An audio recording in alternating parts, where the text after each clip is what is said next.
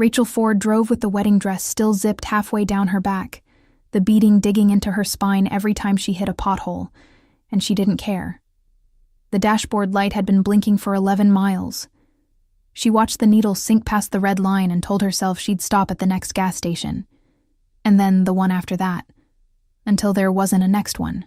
Until the road narrowed to 2 lanes of cracked asphalt and dark scrub brush and a sky so full of stars it looked fake. The engine coughed. She let it coast onto the gravel apron of a gas station she didn't remember choosing, under a sign that buzzed and flickered the way things do right before they die for good. 1 pump. A single square of light spilling out of the garage bay beside it. She sat there with her hands still on the wheel, engine ticking as it cooled, and for a moment, she just breathed. A figure stepped out of the garage, wiping her hands on a rag that had long since stopped being useful for that purpose. Jeans, boots, a flannel shirt with the sleeves pushed up over forearms that had clearly done real work. She started toward the car with the easy, unhurried walk of someone who'd done this 1,000 times. Help a stranded traveler, check the oil, take their $20, and then she got close enough to see through the windshield. She stopped mid-step. Rachel watched it happen.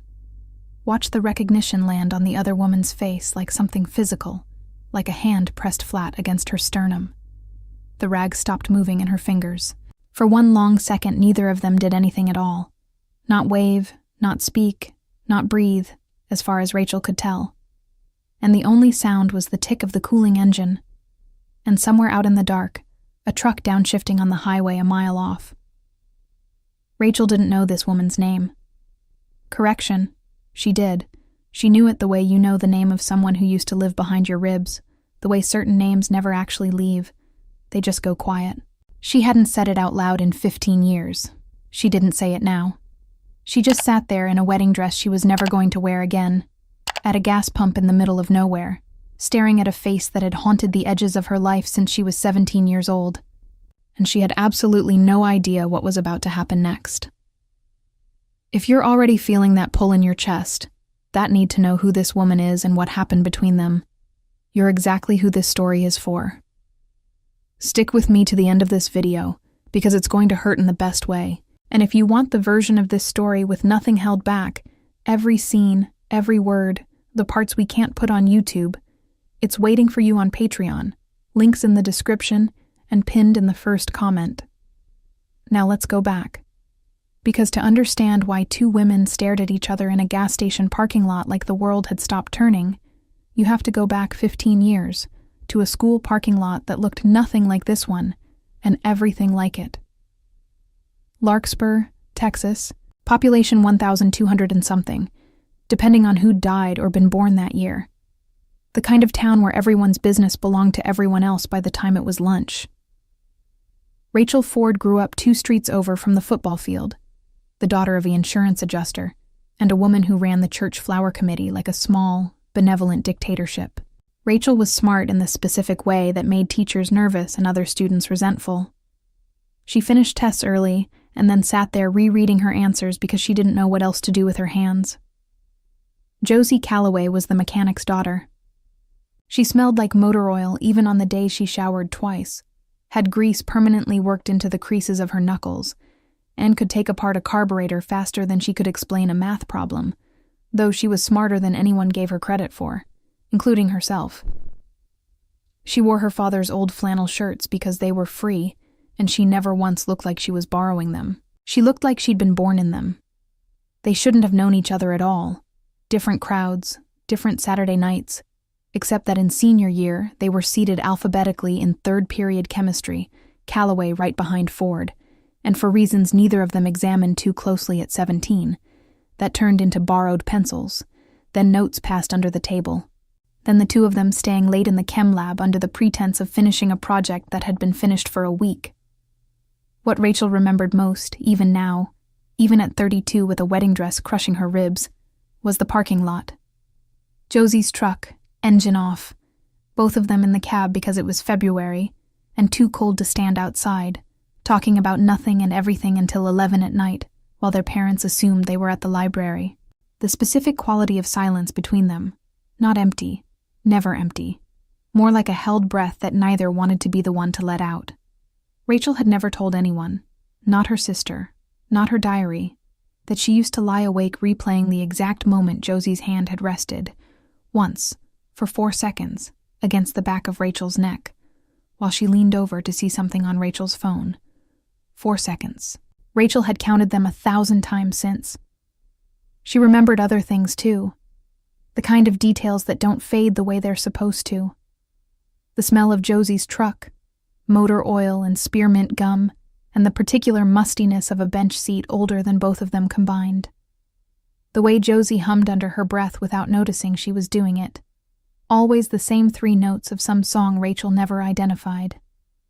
The Friday Josie showed up to school with a split knuckle and wouldn't say how she'd gotten it, and Rachel had bandaged it herself in the girls' bathroom with a strip of gauze from her backpack, and neither of them had said a single word the entire time, and it had felt like the most intimate thing that had ever happened to her.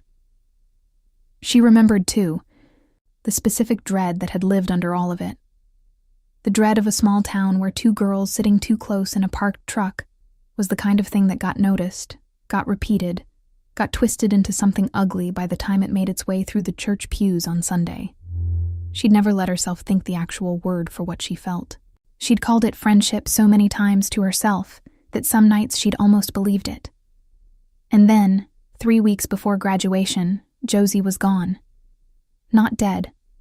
Worse, in the specific way that teenage disappearances are worse, because there's no funeral, no explanation, just an empty desk and a rumor that her father had gotten sick and they'd moved to be near a hospital, and no goodbye, no note, nothing. Rachel wrote a letter that spring, 3 pages, everything she'd never said out loud, sealed in an envelope with Josie's name on it, and gave it to Josie's cousin Dale to pass along, because she didn't have an address. She never heard back. She told herself that meant something specific and humiliating. She built an entire adult life around not being the kind of person who wrote letters like that ever again. If you've ever loved someone you were too scared to name, you already know exactly how this feels. Let's get back to that gas station, because everything Rachel thought she understood about that silence is about to get turned inside out. The storm that had been threatening all evening finally broke somewhere over the state highway, and with it went the last working stretch of road between Larkspur and anywhere else. Josie's phone buzzed with a text from the county, a downed line, a flooded low-water crossing, the highway closed until morning at the earliest. She looked at her phone, looked at Rachel's car, looked at Rachel still sitting motionless in the driver's seat like she hadn't quite arrived at her own life yet, and said the only thing that came to her, in a voice rougher than she meant it to be. "You gonna sit in that car all night? Or you want to come inside where it's warm?" Rachel laughed, a short, cracked sound, more relief than humor, and got out of the car. That was when Josie saw the dress in full, the ivory silk visible under the unzipped coat, the elaborate beadwork at the bodice catching the fluorescent light from the garage, and something crossed her face that Rachel couldn't read.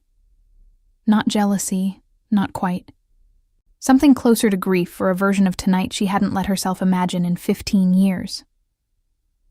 "Long story," Rachel said before Josie could ask. "We've got a long night," Josie said. "Storm's got the highway shut till morning. You're not going anywhere, and neither am I." The station's back office had a space heater, a couch that had seen 3 decades of naps, a coffee maker that produced something closer to tar than coffee, and a generator that kicked on with a shudder when the power finally died somewhere around 10. Josie kept the lights low to save fuel. In that half-dark, with rain hammering the tin roof and thunder rolling somewhere over the ridge, the 2 of them sat across from each other on furniture that didn't match, holding mugs of bad coffee, and the 15 years between them collapsed into something that felt like no time had passed at all. Except everything had, and they both knew it, and neither one said so directly. "You still haven't told me why you're wearing that," Josie said finally, nodding at the dress. Rachel looked down at it like she'd forgotten. "I was supposed to get married tomorrow." "Was?" "I found something on his phone tonight, before the rehearsal dinner." Rachel's voice went flat. the practiced flatness of a lawyer stating facts she didn't want to feel. Nothing dramatic. No other woman. Nothing you'd put in a movie. Just a text to his groomsman, joking about how marriage was basically locking it down before she figures out she can do better. Like I was a deal he was closing. And I realized I'd known that's how he saw me for a long time, and I just decided not to know it. So I got in the car. Josie didn't say anything for a while. Then, that tracks. He always did look at you like you were an asset on a spreadsheet. Rachel's head came up. You've never met him. I've seen the engagement announcement. Larkspur's a small town, Rachel. Everybody's cousin knows everybody's business, even the ones who left. A pause. I saw it 8 months ago. I read it probably 11 times. The admission sat in the room like a held breath. Rachel felt something crack open in her chest that she'd spent a decade and a half cementing over. Why'd you leave? She asked, and it came out smaller than she meant it to. Josie's jaw tightened. My dad got sick.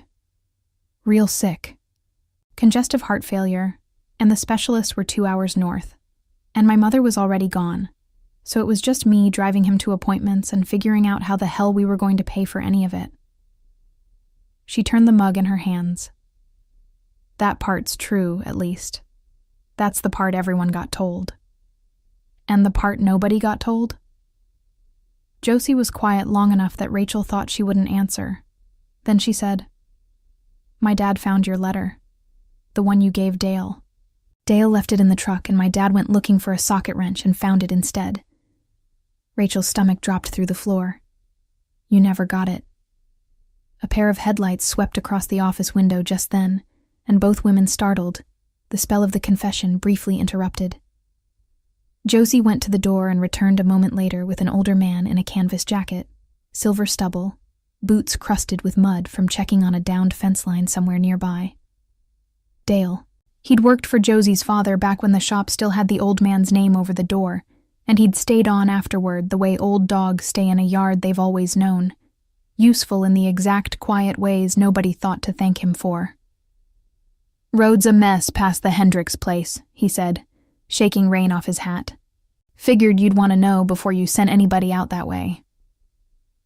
His eyes moved from Josie to Rachel and back, and something in his weathered face softened with a recognition Rachel couldn't place. Well, I'll be. Rachel Ford. Hi, Dale. You two catching up? There was nothing accusatory in it, just an old man's plain curiosity, but Josie's shoulders went rigid anyway, some old muscle memory of shame flexing before she could stop it. Something like that, Josie said.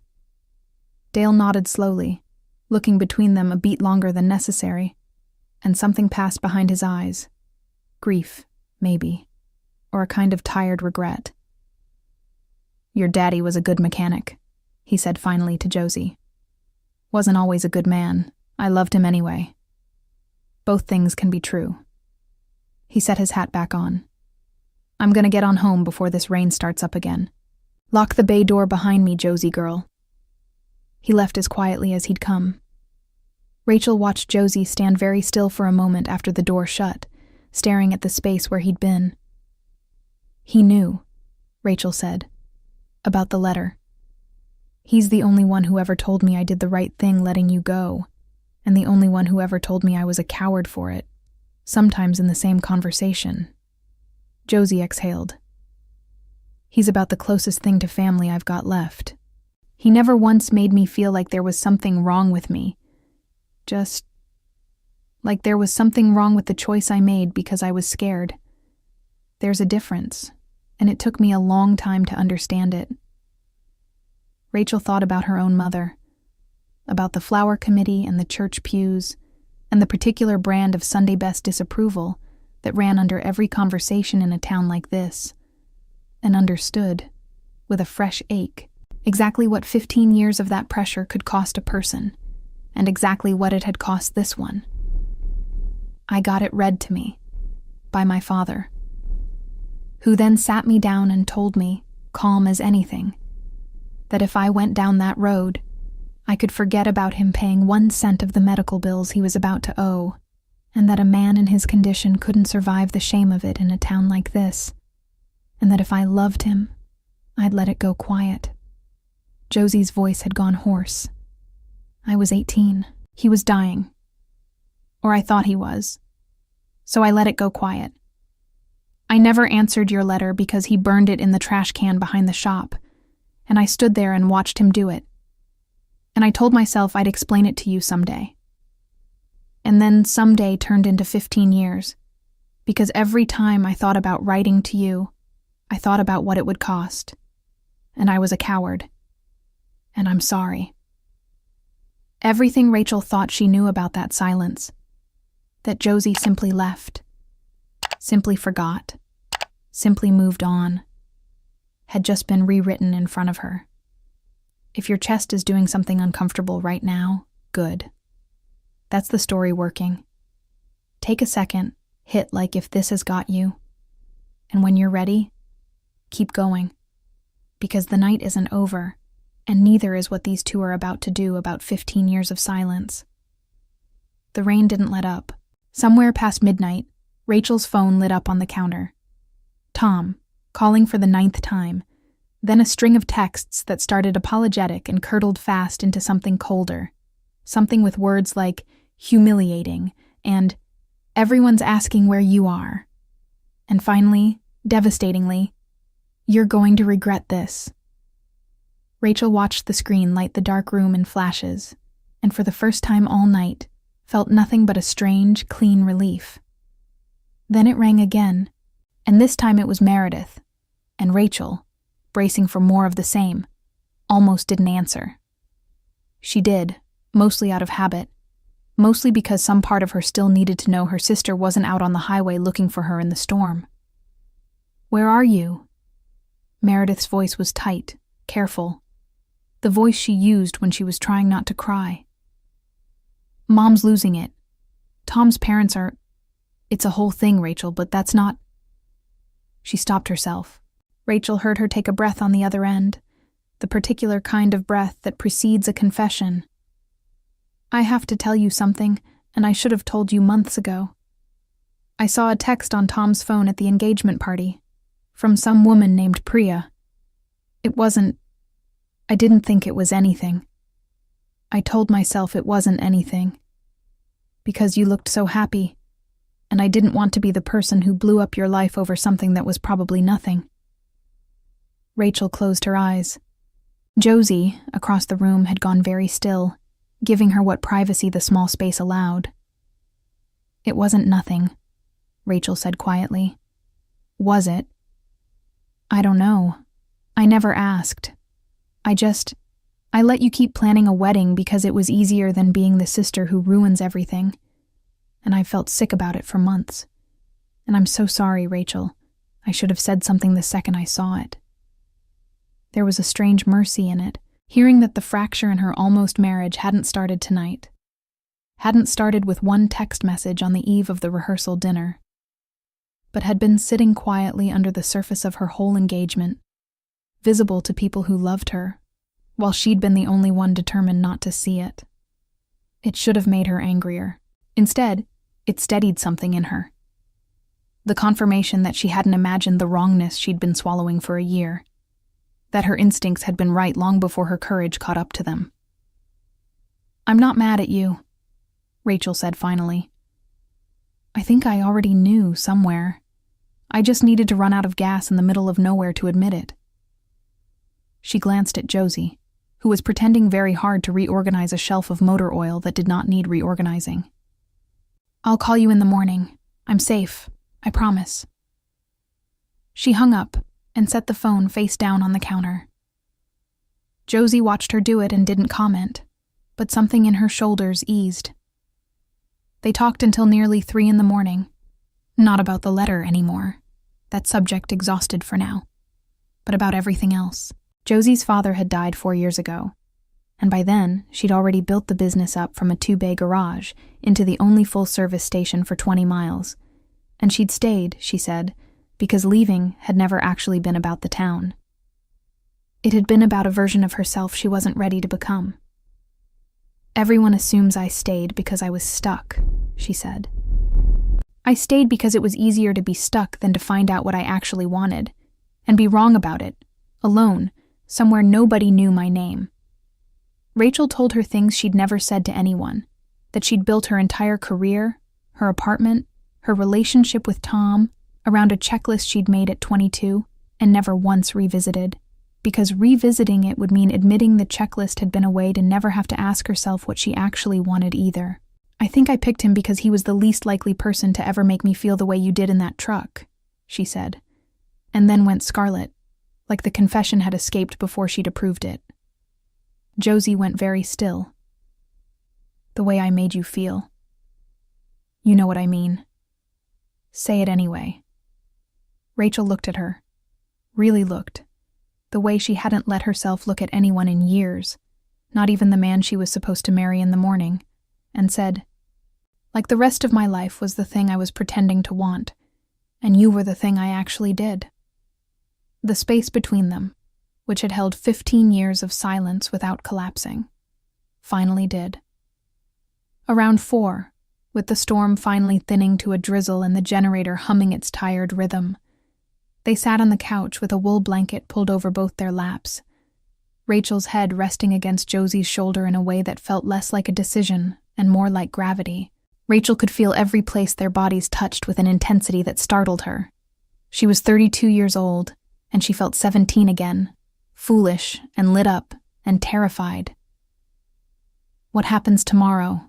Josie said quietly, not quite a question. "I don't know." Rachel's voice was raw. "I have a canceled wedding, no ring, a dress I can't return, and a family that's going to have a lot of very loud opinions about all of it. I have to go back and face that. I can't pretend that's not real."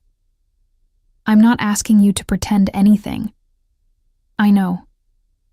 Rachel pulled back enough to look at her. "I'm scared, Josie. 15 years ago you disappeared, and I built a whole life just to not feel the thing I'm feeling right now. And I don't know if that means I'm about to run the second it gets hard, the way I ran into a wedding I didn't want because it was easier than admitting what I actually needed." Josie considered this honestly, which was the thing Rachel had forgotten she loved most about her, that she never offered comfort she didn't mean. "Then don't decide tonight. Go back. Deal with your family, your job, whatever's waiting. Take the time you need. But when you're done running, and I mean actually done, not done because it's convenient, you know where to find me. I'm not going anywhere this time. I've had 15 years of practice standing still." Dawn came gray and washed out, the highway crews already out clearing the downed line by the time Rachel's rental. She'd need to sort out what to do about her actual car, still sitting dead by the pump, was cleared to leave. Josie walked her out into the wet morning light, and for a moment, neither of them said anything. The same charged silence from the night before, except now it held something entirely different inside it. "I have to go do a lot of very uncomfortable things," Rachel said. "I know. I'm not saying goodbye." "I know that too." Josie's mouth curved, not quite a smile, something more careful than that. "Go handle your life, Rachel Ford. I'll be right here when you're done." Rachel drove back into the wreckage of what her life had been that morning. The calls, the group texts, her mother's controlled fury, the venue deposit, the deafening quiet from Tom once she finally called him and told him, calmly, exactly what she'd read and exactly why it was over. It took 6 weeks to unwind a wedding. The dress, the deposits, the apartment they'd shared, the friends who took sides. It took another 2 to unwind the version of herself that had built all of it. She did not call Josie during any of it. She'd meant what she said about not running toward the next thing before she'd actually finished with this one. "We're close to the end now, and I promise you it's worth every minute. But first, if this story has made you feel something, do me a favor and drop a comment telling me what you'd have done in Rachel's shoes. And remember, the full uncut version of everything that happens between Rachel and Josie, every scene we can't show here, is on Patreon, link in the description, pinned in the first comment. Now let's finish this. 2 months to the day after the storm, Rachel drove back into Larkspur in her own car, full tank, no wedding dress, nothing performative about the trip at all, just a woman who had spent 8 weeks doing the unglamorous work of figuring out who she was when she wasn't building her life around somebody else's expectations. She'd quit the firm that had never quite fit her and taken a position with a smaller practice 2 hours from Larkspur, close enough to actually have a life outside a billable hour. She'd told her mother the truth, all of it. And her mother had needed time, and Rachel had let her have it, because some things can't be rushed into acceptance. The gas station looked exactly the same in daylight as it had in the storm dark. Smaller, somehow, and entirely unremarkable. The kind of place you'd drive past 100 times without a second look, unless you knew what had happened inside it. Josie was under a truck on the lift when Rachel pulled up to the same pump, cut the engine, and got out. Josie rolled out from under the truck, wiped her hands on the same kind of rag, and stopped exactly where she'd stopped 2 months before. Except this time, when she saw Rachel's face through the windshield glass, and then through no glass at all, she didn't freeze. She smiled, slow and unguarded, the particular smile of someone who has spent 15 years bracing for a door to stay shut, and is only now understanding it never fully closed. "You're not stranded this time," Josie said. "No," Rachel agreed. "I came on purpose." "Car trouble?" "None at all. Full tank. Perfect condition." Rachel walked toward her, slow, deliberate, closing a distance that had taken 15 years and one canceled wedding to finally cross. "I just wanted to see the woman who runs this place. I heard she's worth the trip." Josie set the rag down. "Depends who's asking." "Someone who spent 2 months making sure she wasn't running toward you because it was easier than everything else.